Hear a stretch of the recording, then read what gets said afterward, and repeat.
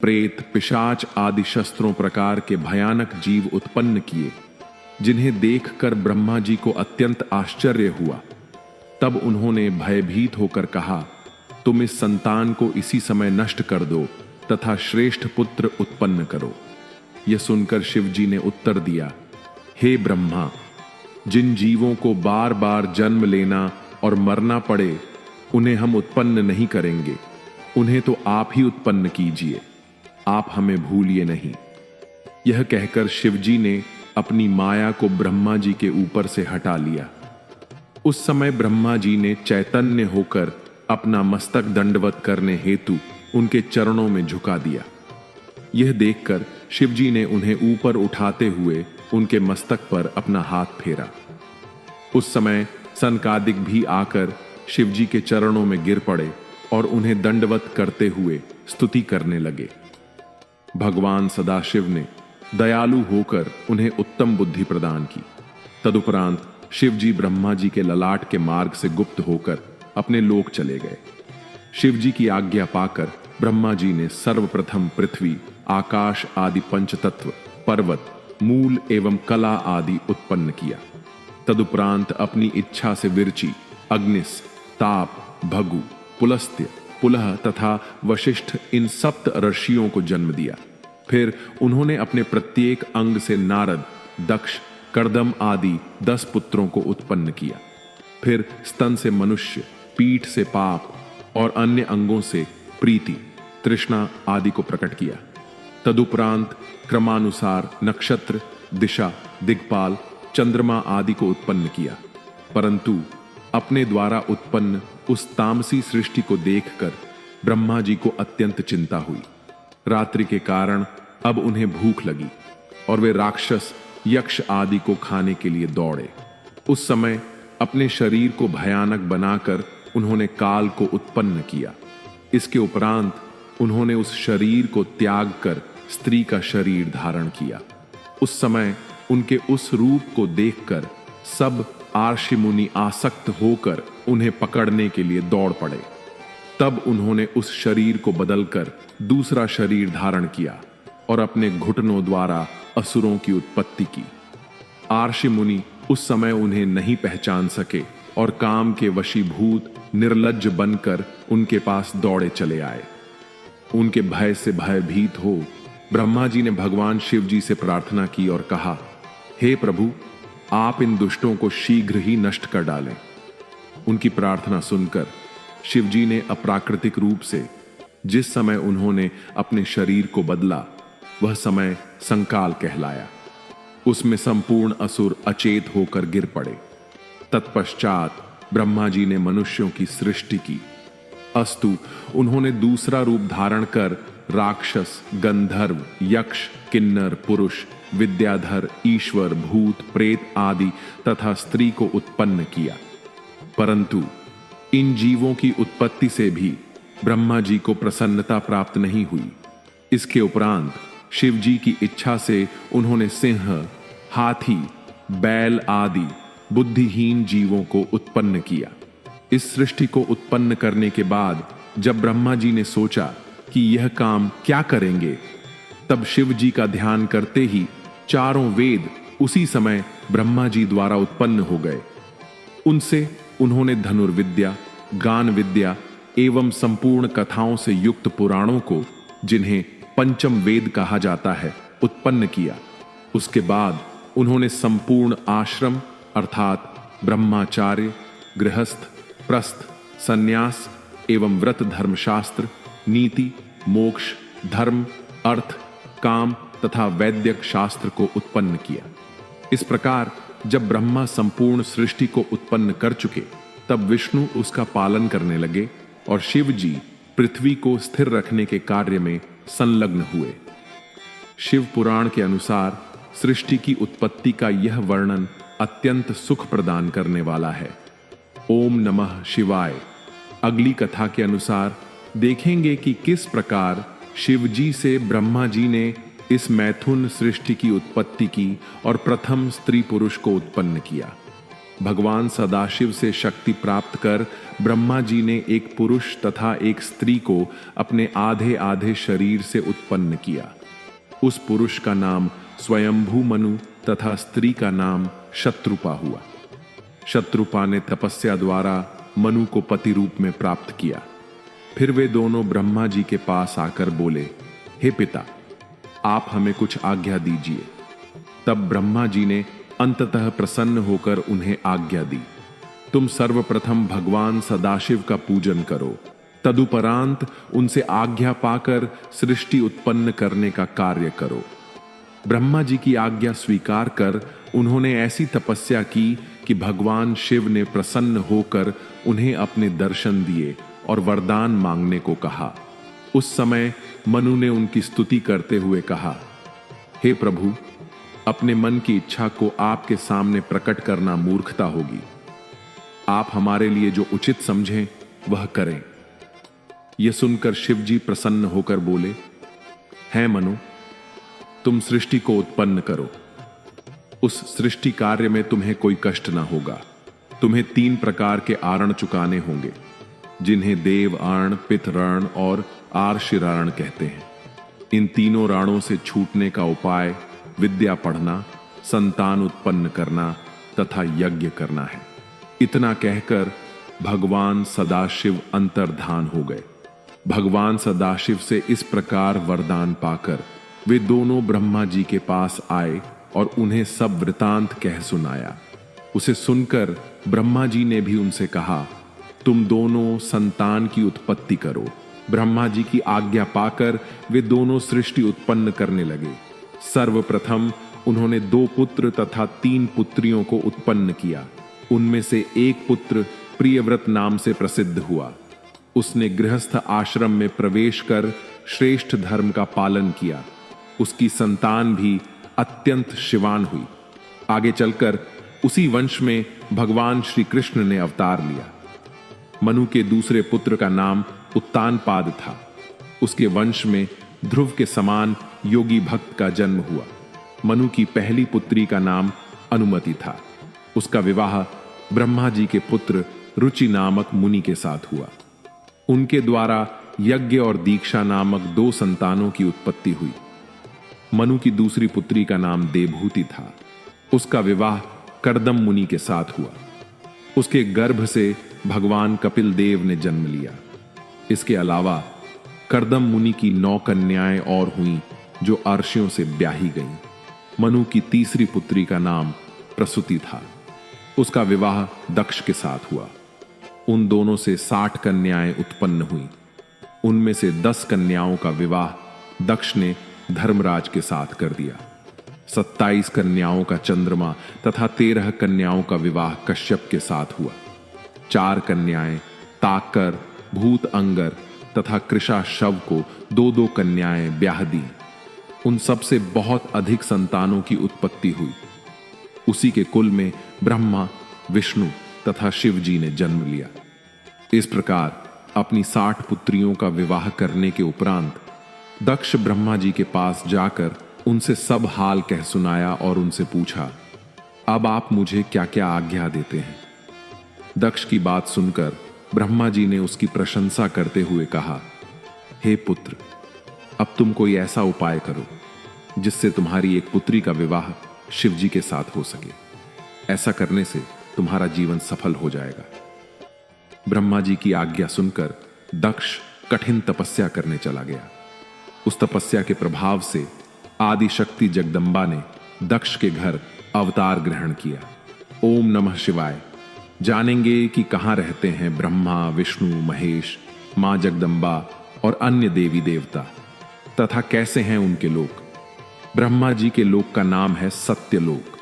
इसके ऊपर विष्णु जी तथा शिव जी का लोक है, जिन्हें वेद तथा पुराण परम धाम कहकर पुकारते हैं। सत्यलोक के ऊपर है वैकुंठ लोक, जहां विष्णु जी रहते हैं। वह 16 करोड़ योजन की परिधि में चौकोर बसा हुआ है, जिसमें रत्नों से भरे हुए स्वर्ण मंदिर, बाग, उपवन तथा कुएं आदि सर्वत्र सुशोभित हैं। इसे स्वर्गलोक भी कहा जाता है। स्वर्गलोक से भी ऊपर है स्वामी कार्तिकेय लोक। वह 64 योजन की परिधि में चौकोर बसा हुआ है। उस लोक में सभी घर रत्नों से भरे हुए हैं। उस लोक के स्वामी कार्तिकेय हैं, जिन्होंने तारका असुर का वध कर देवताओं को आनंद प्रदान किया था। वे भगवान शिव के पुत्र होकर उन्हीं के पद पर विराजमान हैं। उसके ऊपर है शक्ति लोक, जहां संपूर्ण सृष्टि की माता जगदम्बा निवास करती हैं। वहां इंद्र आदि देवता जग माता की सेवा करते हुए उनके चरणों का ध्यान करते हैं। हमें यह जान लेना चाहिए कि इस सृष्टि के संपूर्ण प्राणी उन आदिशक्ति की कृपा से ही ठहरे हुए हैं। वे जगदम्बा भगवान शिव की अर्धांगिनी हैं। उन्हीं के अंश से ब्रह्मा जी की पत्नी ब्रह्माणी, विष्णु जी की अर्धांगिनी लक्ष्मी जी एवं स्वाहा, स्वधा, सिद्धा, विश्वा तथा इंद्राणी की उत्पत्ति हुई है। वह शक्ति लोक भली भांति सजा हुआ है। शक्ति लोक के ऊपर शिवलोक है। वहां किसी को चिंता और मोह नहीं व्यापते। जिस स्थान के ऊपर भगवान सदाशिव का सिंहासन है, वह स्थान परम मनोहर है। शिवजी के बैठने का सिंहासन रत्नों से जड़ा हुआ है। उसके पास ही शिवजी तथा भगवती आदि शक्ति के अनेक निवास एवं विहार स्थल बने हुए हैं। इस शिवलोक का विस्तार 256 करोड़ योजन है। इस लोक की बीचों बीच अत्यंत सुंदर, पवित्र तथा सब प्रकार की चिंताओं को नष्ट करने वाला भूत भावना का मुख्य निवास स्थल बना हुआ है। उन त्रिशूल पाणी शिवजी द्वारा ही ब्रह्मा, विष्णु तथा रुद्र की उत्पत्ति हुई है। वे ही सबके स्वामी, स्वाधीन तथा एक रूप हैं। उसी शिवलोक में शिवजी की श्रेष्ठ गौशाला बनी हुई है, जिसे गोलोक कहकर पुकारा जाता है। उसके स्वामी श्री कृष्ण तथा राधिका जी हैं। जहां भी शिवजी निवास करते हैं, उसके पास एक गोलोक अवश्य ही होता है। ओम नमः शिवाय। एक पापी, ज्वारी तथा चोर पर कैसे शिवजी ने दया की और उसे राजा बना दिया, और उसने कैसे शिवलोक प्राप्त किया तथा शिवरात्रि शिवजी को कितनी प्रिय है, यह जानेंगे हम आज की शिव पुराण की कथा में। पापनाशिनी गंगा के तट पर पापों को हरने वाला कपिल मुनि का पवित्र आश्रम था। उसी स्थान पर यज्ञदत्त नाम के एक ब्राह्मण का जन्म हुआ। यज्ञदत्त यज्ञ शास्त्र में बहुत ही योग्य था। उसे वहां के राजा ने बहुत साधन दिया। वह वागम, शुद्ध हृदय, शीलवान, वेदों में निपुण, परम उपकारी, उदार तथा शिवजी का परम भक्त था। उसकी स्त्री अत्यंत पवित्र, पतिव्रता, गृह कार्य में निपुण तथा अच्छे कार्यों को करने वाली थी।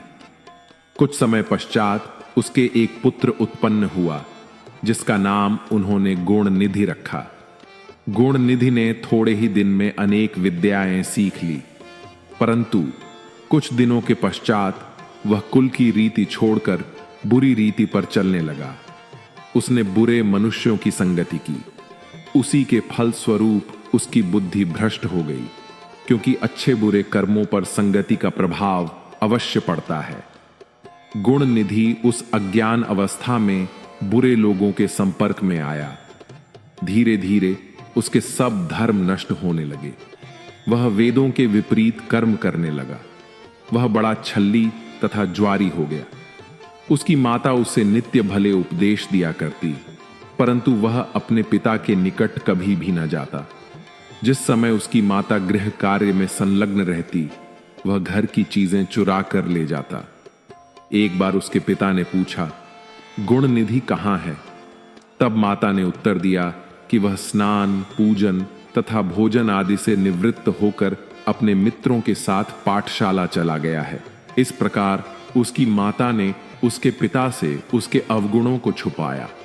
जब भी गुणनिधि का पिता अपनी पत्नी से पुत्र के विषय में पूछता, वह इसी प्रकार टाल दिया करती थी। इस प्रकार यज्ञदत्त अपने पुत्र के अवगुणों को न जान सका।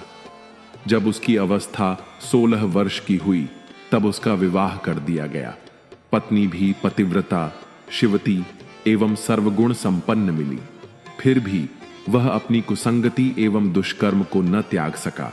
उसकी माता सदैव सद उपदेश देती तथा भिन्न भिन्न प्रकार की कथाओं द्वारा उत्तम उत्तम दृष्टांत देती हुई कहती, गुणनिधि, तुम ही हमारे एकमात्र पुत्र हो, इसलिए इन दुष्कर्मों को त्याग दो। तुम्हारे पिता अत्यंत क्रोधी प्रकृति के हैं।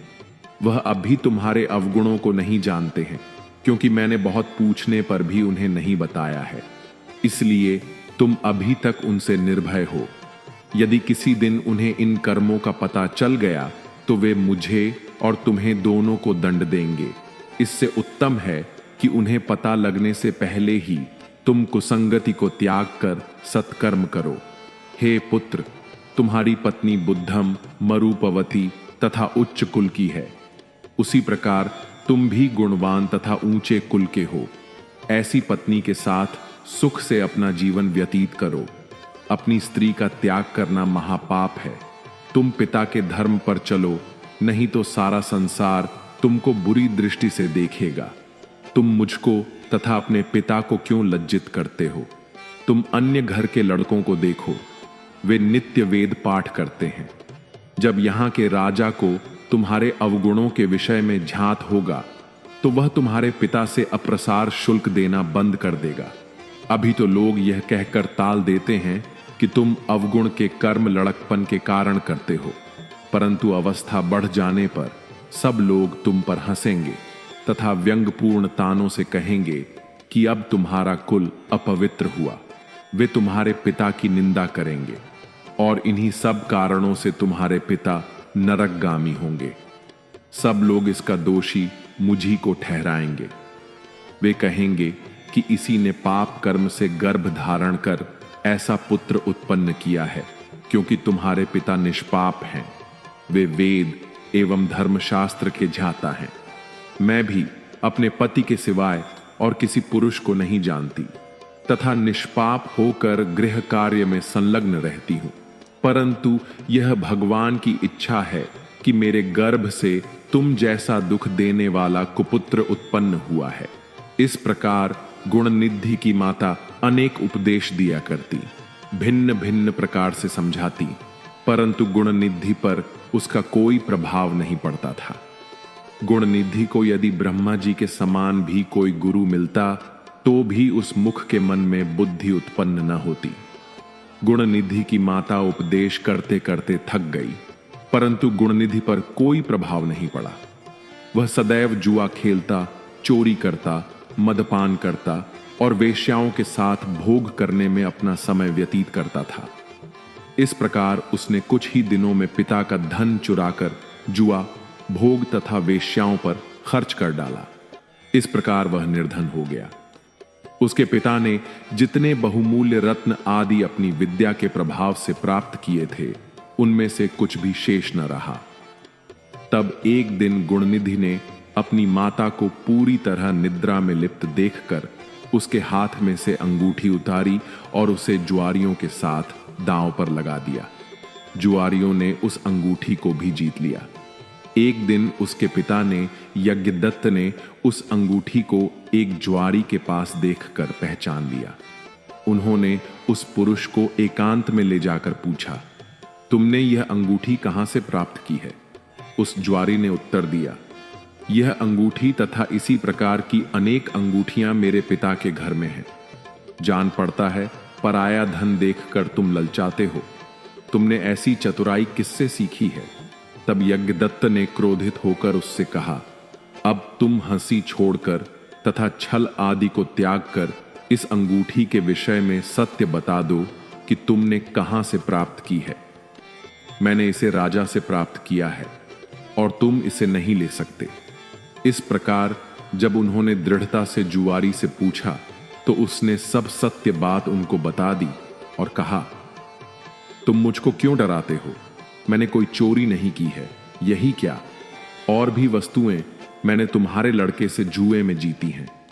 अनेक रत्न, सोने चांदी के आभूषण, पीतल, तांबे आदि के बर्तन जो तुम्हारे घर में थे, हम लोगों ने वे सब तुम्हारे लड़के से जीत लिए हैं। वह केवल जुआ ही नहीं खेलता, अपितु चोरी तथा वैश्य आगमन भी करता है। जुआरी के ऐसे वचन सुनकर यज्ञदत्त को बहुत आश्चर्य हुआ।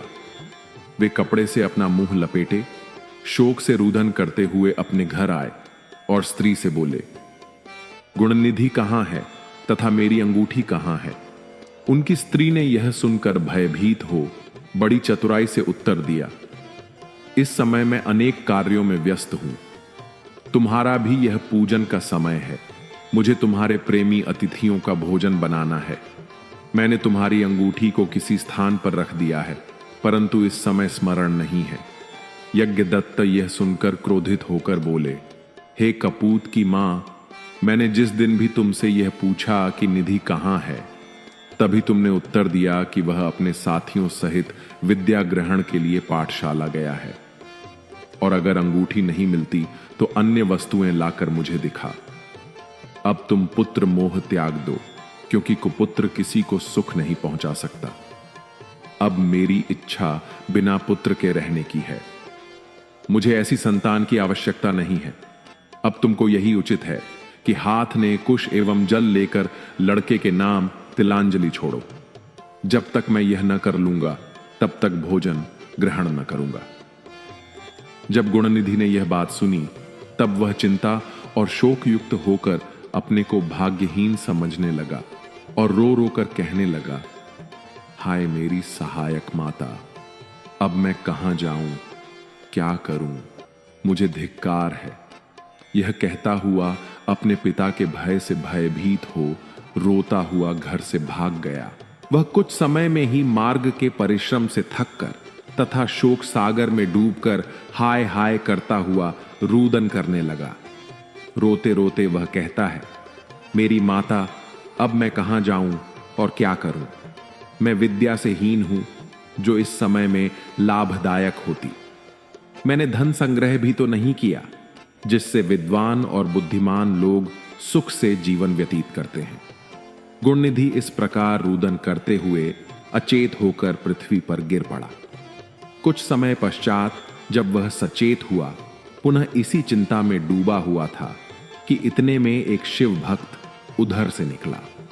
उसके पास पूजन के लिए अनेक प्रकार की सामग्री तथा शिवजी के लिए विविध प्रकार के नैवेद्य थे। उसके साथ कुछ अन्य शिव भक्त भी थे। उस दिन शिवरात्रि थी, जिसमें मनुष्य व्रत करके मुक्ति प्राप्त करते हैं। यह शिवरात्रि सब व्रतों में श्रेष्ठ, अत्यंत सुखदायक और स्वयं शिवजी को अति प्रिय है। मूर्ख भी इस व्रत को करके अपने मनोरथ सिद्ध कर चुके हैं। ऐसे परम शिवरात्रि व्रत को रखे हुए वे मनुष्य शिवालय में चले गए। जो पुरुष अनेक प्रकार के नैवेद्य एवं व्यंजन अपने साथ लाया था, उसकी सुगंध पाकर गुणनिधि, जो बहुत भूखा था, विचार करने लगा कि रात्रि के समय जब यह लोग सो जाएंगे तब मैं यह भोजन वहां से उठा लूंगा। अपने मन में यह विचार कर गुणनिधि उनके साथ चल दिया तथा शिवालय के ऊपर जा ठहर गया। शिव भक्त ने सच्चे हृदय से शिवजी की पूजा की। फिर वह नृत्य करने लगे। गुणनिधि ऊपर से देखता रहा और सोचने लगा कि इनकी दृष्टि क्षीण हो जाए तो मैं अपना काम कर लूंगा। कुछ समय पश्चात वे लोग सो गए। तब उन्हें निद्रावस्था में देखकर गुणनिधि शीघ्र ही शिवालय में जाकर धीरे धीरे दबे पांव नैवेद्य के पास जा पहुंचा। अंधेरा होने के कारण उसने प्रकाश के निमित्त धीरे से अपना वस्त्र फाड़कर बत्ती बनाई और उसको जलाया। फिर उसके प्रकाश में सब व्यंजन उठा लिए और उन्हें लेकर वहां से वह प्रसन्नता पूर्वक शीघ्र ही बाहर निकल गया। परंतु चलते समय उसका एक पैर लेटे हुए किसी शिव भक्त को लग गया, जिससे वह उसी क्षण उठकर चिल्लाया तथा कहने लगा कि यह कौन चोर भागा जाता है, इसे पकड़ो। नगर के रक्षक उस आवाज को सुनकर वहां आ गए तथा गुणनिधि को लक्ष्य कर बाण छोड़ दिया, जिससे आहत हो गुणनिधि पृथ्वी पर गिर पड़ा। क्षण भर में वही उसकी मृत्यु भी हो गई। अस्तु, तब यमदूत पहुंचकर भयंकर अस्त्र गुणनिधि को दिखाकर उसे पापी जानकर बांधने लगे। परंतु उसी समय शिवजी ने अपने गणों से कहा, यद्यपि गुणनिधि ने अनेक पाप किए हैं, परंतु वह शिवरात्रि का व्रत रखकर ना तो रात्रि भर सोया है और ना उसने हमारा निर्माल्य ही खाया है। इस समय यमदूत उसे बांध रहे हैं, अथवा मेरा आदेश है कि तुम यमदूत से गुणनिधि को मुक्त करके मेरे लोक ले आओ। क्योंकि मैंने उसे अपना लिया है। अब वह नरकगामी न होगा। मुझको शिवरात्रि व्रत अत्यंत प्रिय है। अस्तु, अब गुणनिधि कलिंग देश का राजा होकर मेरा परम भक्त होगा। शिवजी के आदेश से उनके गण गुणनिधि के पास जा पहुंचे और उन्होंने यमराज के गणों से शिवजी की आज्ञा कह सुनाई। तब यमदूत बोले, तुम्हारी आज्ञा उचित है, परंतु इसके पापों का विचार ना करके तुम इसे क्यों छुड़ा रहे हो? हम इसकी मूर्खता को कहां तक कहें? इसने अपने कुल की रीति को त्यागा तथा वेद का अपमान किया है। सबसे बड़ा पाप जो इसने किया है वह यह है कि शिव निर्माल्य चोरी करके भागा और खाने लगा। तुम यह भली भांति जानते होंगे कि जो शिव निर्माल्य ग्रहण करता है, उसको ऊपर से लाता है अथवा किसी को देता है, वह नरकगामी होता है। शिवजी पर चढ़ी वस्तु खाने की अपेक्षा विष पीना कहीं अच्छा है। यमदूतों की बात सुनकर शिवगणों ने उन्हें उत्तर दिया, यह ब्राह्मण निष्पाप हो चुका है। सबसे बड़ा धर्म इसने जो किया वह यह कि इसने शिव मंदिर में जाकर अपना वस्त्र फाड़कर उससे दिया जलाकर प्रकाश किया। दूसरा बड़ा धर्म इसने शिवरात्रि को व्रत रखकर रात्रि भर जागरण किया, शिवजी का पूजन देखता रहा और उनके नाम का श्रवण करता रहा। यह कहकर शिवजी के गण गुणनिधि को मुक्त कराकर अदृश्य हो गए। शिवजी के गणों से ऐसे वचन सुनकर यमदूत यम के पास जाकर उन्हें सब हाल कह दिए। इसे सुनकर यम को भी आश्चर्य हुआ। फिर यम ने शिवजी को दंडवत कर अपने गणों को आदेश दिया कि जो भी मनुष्य देह में भस्म लगाए, रुद्राक्ष धारण किए हो, शिवलिंग का पूजन करता हो एवं आराधना में डूबा हो तथा उसका शिवजी से किसी प्रकार भी संबंध हो, तुम उसको मुक्त कर देना और कोई कष्ट मत देना। गुणनिधि विमान पर आरूढ़ हो शिवलोक को चला गया। बहुत समय तक स्वर्ग में अनेक प्रकार के सुख भोग कर वह कलिंग देश का राजा हुआ तथा कर्दम नाम से प्रसिद्ध शिव भक्त हुआ। उसे पूर्व जन्म का स्मरण था, इसलिए वह समस्त शिवालयों में दीपदान करने लगा। उसने प्रत्येक मंडलेश्वर को आदेश दिया कि जितने भी शिवालय हो वहां दीपक जलाए जाएं। वह स्वयं भी बड़े हर्ष के साथ दीपदान करता रहा। जब उसकी मृत्यु हुई तब उस पुण्य से वह शिवलोक को प्राप्त हुआ। ऐसी विचित्र महिमा है हमारे भोले भंडारी की। ओम नमः शिवाय। अब शिव पुराण की कथा में जानेंगे कि कैसे शिव जी की कृपा से हुआ था कुबेर जी का जन्म और वे कैसे बने थे शिव जी के परम मित्र। शिव पुराण में लिखा है, जो मनुष्य शिवपति से युक्त होकर इस कथा का पाठ करेगा अथवा सुनेगा या किसी को सुनाएगा, उसको धन तथा संतान की प्राप्ति होगी। ब्रह्मा जी के पुत्र पुलस्त्य के विश्रवा नाम का एक पुत्र हुआ। विश्रवा की 3 स्त्रियां थीं। वे तीनों ही विष्णु जी तथा शिव जी की भक्त थीं। विश्रवा की सबसे छोटी पत्नी से विभीषण नाम का पुत्र उत्पन्न हुआ। विभीषण विष्णु का ऐसा भक्त हुआ कि वह इस अथाह संसार सागर से पार हो गया। विश्रवा की मंझली पत्नी से 2 पुत्र रावण तथा कुंभकर्ण नारद के श्राप के फल स्वरूप उत्पन्न हुए। वे दोनों ही शिव के भक्त बनकर अनेक प्रकार के संसारी भोग विलास में लिप्त हो गए। उनमें से रावण ने शिव जी की कठिन तपस्या कर उनसे वरदान प्राप्त किया। उसने तेज एवं प्रताप से संसार भर में राज किया। विष्णु भगवान ने उसका नाश करने के लिए स्वयं द्विव्योर उसके उदर से गुणनिधि का जन्म हुआ था, जिसका वर्णन पहले किया जा चुका है। विश्रवा ने पहले लंका में रहकर जो उचित था वह किया, फिर काशी में आकर घोर तपस्या की, जिससे शिवजी उस पर अत्यंत प्रसन्न हुए। शिवजी का वरदान पाकर वह अलकापुरी का राजा हुआ तथा दिग्पूर्ण तपस्या आरंभ की। उसने दीपदान की संपूर्ण विधि कंठस्थ करके उसमें बहुत ध्यान लगाया। अस्तु, वह काशी में कठिन तपस्या करने लगा और हृदय को ब्रह्म ज्ञान से पूर्ण कर उसने मन को शांत कर लिया और उसी स्थान पर शिवलिंग की स्थापना करके शोषोपचार द्वारा उसकी पूजा की। पूजा करते करते विश्रवा के शरीर का रक्त एवं मांस सूख गया, केवल चर्म तथा हड्डियां ही शेष रह गईं। उसकी ऐसी कठिन तपस्या को देखकर शिवजी पार्वती सहित विश्रवा के पास पहुंचे और वर मांगने के लिए कहने लगे। शिवजी ने विश्रवा से कहा,